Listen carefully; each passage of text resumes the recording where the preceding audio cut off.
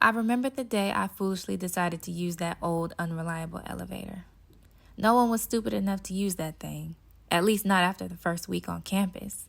By then, everyone who lived in Giovanni Hall knew to steer clear of that sometimey elevator on the upperclassmen side of our dorm building.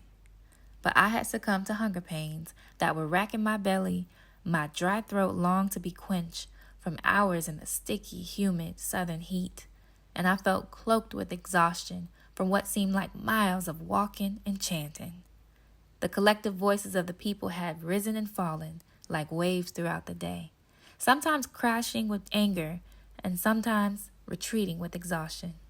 I knew it was a bad idea, but I stepped onto that open elevator and hit the button anyways, and just as the doors were closing shut, she slammed her arm between them. The doors quickly separated, and there she was. I couldn't stop staring at her overgrown jet black afro. It stood tall in some places, poked out in others, as if she had been laying on it on one side.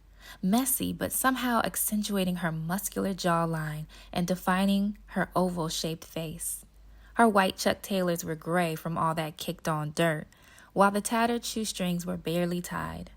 Her socks stopped just short of her runner's calves, and the uneven edges of her blue jean shorts looked like they had been homemade.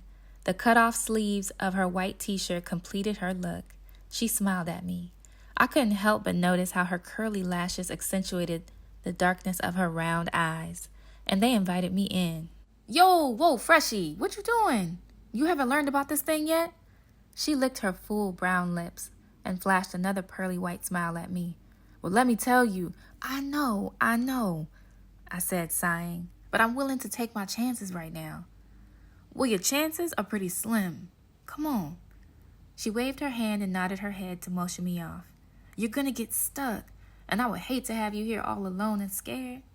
She flashed that charming smile back at me again.